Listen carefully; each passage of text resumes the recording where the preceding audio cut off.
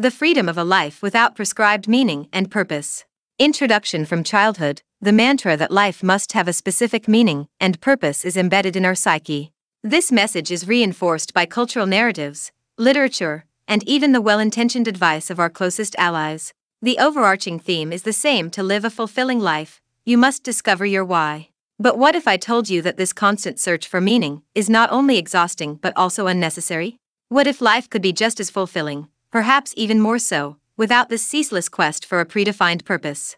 Section 1. The societal obsession with meaning and purpose. The belief that life must have a singular meaning or purpose has seeped into nearly every facet of our society. From self-help books to motivational TED Talks, the cultural lexicon is saturated with the idea that a life without purpose is a life wasted. Schools, workplaces, and even social media perpetuate this narrative, often tying our worth to our ability to find and pursue a grand mission. This societal expectation has created an undercurrent of existential stress and anxiety. According to psychologists, the pressure to find one's calling is linked with higher levels of anxiety and depression. Ironically, this search for meaning can lead to a sense of meaninglessness, trapping individuals in a paradoxical loop of existential dread. The quest for purpose becomes a Sisyphean task, where each answer merely uncovers more questions, adding layers of complexity and stress to our already complicated lives.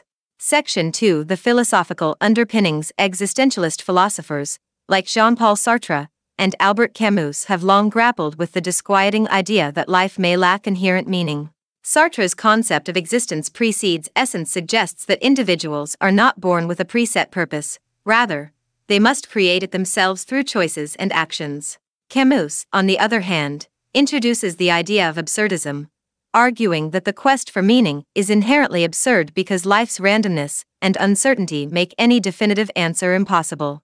However, embracing this absurdity can be liberating. It frees you from the societal expectations of having to find a singular life mission, allowing you to live in tune with your own values and desires. Section 3. The stress of constant seeking. The eternal hunt for meaning and purpose brings its own set of psychological challenges. This ceaseless quest can lead to decision paralysis, the inability to make choices due to the fear of choosing wrong, and missing out on one's true purpose. Similarly, comparison anxiety can set in, as we gauge our life's worth based on how it measures up to others, who seem to have their purpose well defined. This often creates a sense of inadequacy, feeding into the belief that we are never enough as we are. Constantly seeking an elusive goal sets up a state of perpetual discontent, undermining mental health and well-being. Section 4. The peace in embracing uncertainty. Letting go of the need for a prescribed meaning and purpose allows for a more peaceful, less stress-driven life. Here, the practice of mindfulness is particularly relevant. Mindfulness teaches us to be present, to live in the moment, without constantly evaluating it based on some distant goal or ideal. It encourages acceptance of what is, rather than what should be according to societal norms. This mental shift toward embracing the uncertainties of life is not a resignation, but an active choice to live more fully in each moment, to appreciate the journey rather than obsess over the destination. A cultural perspective. Different cultures interpret the concept of meaning in diverse ways. In many Eastern philosophies, for instance, the idea of purpose is often less individualistic, emphasizing harmony, balance, and community. Practices such as Buddhism advocate for right living over finding a singular life's purpose. Indigenous cultures might focus more on ancestral traditions and community roles than individual ambitions.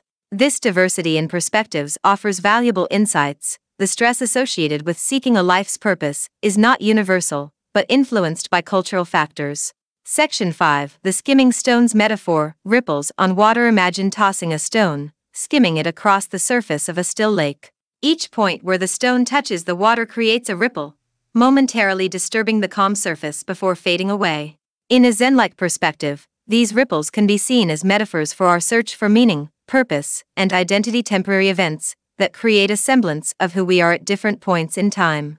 However, just like the ripples, these definitions are not permanent. They come and go, leaving the core essence of the lake, the water, unchanged. The water is not defined by these ripples any more than we are defined by the fleeting roles, goals, or identities we adopt. Understanding this concept liberates us from the relentless pursuit of meaning and allows us to embrace a more fluid, adaptive form of existence. We are not the ripples, we are the water. In recognizing this, we can find peace in life's uncertainties and a kind of freedom that defies conventional wisdom. Section 6: The Authentic Path and the Art of Letting Go. Many believe that to follow an authentic path, one must actively seek and define their purpose and identity. However, the Zen notion of non-action, or Wu Wei, offers a different perspective. Sometimes, the most authentic life path unfolds naturally when we cease striving and simply let go. The freedom that comes from abandoning a prescribed meaning allows us to be more open to experiences, relationships, and opportunities that align with our true selves, even if we haven't explicitly defined what that self is. In this sense, letting go is not a resignation, but a form of active engagement with life. It enables us to be present and to respond genuinely to the situations we find ourselves in. When we stop focusing on the ripples and begin to understand ourselves as the water, an authentic path may emerge. It's a path not dictated by society or existential anxiety, but guided by our own innate wisdom. Section 7: Echoes in Sacred Texts, a Biblical Perspective. The idea that an authentic, meaningful life may unfold through a process of letting go also finds resonance in sacred texts like the Bible. In Christian teachings, the concept of surrender to a higher power often mirrors the Eastern notion of letting go. Verses like, "For whoever wants to save their life will lose it, but whoever loses their life for me will find it," Matthew 16:25, echo the paradoxical wisdom of non-action, or Wu Wei. In biblical narratives, key figures like Moses or Paul find their life's mission not by meticulously planning each step, but by surrendering to a greater plan and responding authentically to the situations they encounter. This relinquishing of control, akin to letting go, opens up a new avenue for authenticity and purpose. While the teachings may emanate from different cultural and religious settings, the underlying message remains strikingly similar: a fulfilling, authentic life might well be a byproduct of letting go of our preconceived notions and anxieties about purpose and meaning. Section 8: Case Studies and Personal Narratives. Case Study 1: The Corporate Executive Who Walked Away. Meet Sarah, a high-achieving corporate executive who seemed to have it all: the high-paying job, prestige, and a clear path ahead. Yet, she felt an inner emptiness. One day, she chose to walk away from her career to pursue her passion for wildlife conservation. While she faced societal judgment and a significant pay cut, Sarah found a renewed sense of purpose and authenticity by aligning her actions with her values. Case Study 2: The Artist Who Embraced the Absurd. David was an artist always in search of the big idea that would define his work and legacy. But the more he searched, the more he felt paralyzed.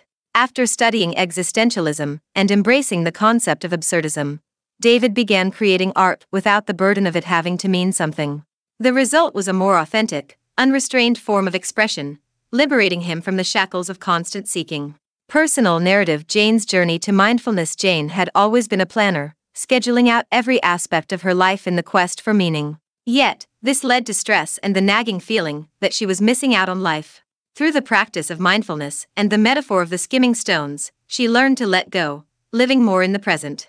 For Jane, the result was a decrease in stress and an increase in daily joys, small and large, that she had often overlooked.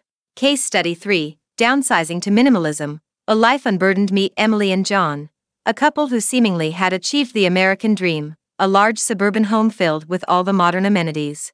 Yet, they felt burdened, both financially and emotionally, by the constant upkeep and the time it robbed from their true interests. They decided to take a leap of faith by downsizing to a tiny house, reducing their material possessions to the essentials. The transition wasn't easy. They faced skepticism from friends and family, and had to let go of items with sentimental value.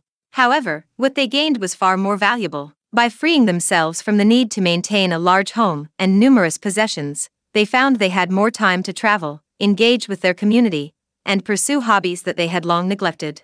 Their downsizing journey represents a radical act of letting go, not just of material objects, but also of societal expectations and definitions of success. In doing so, they carved out a life that was more in tune with their values and aspirations, embodying the essence of living authentically. Each of these stories illustrates a different facet of living authentically, whether it is aligning with one's personal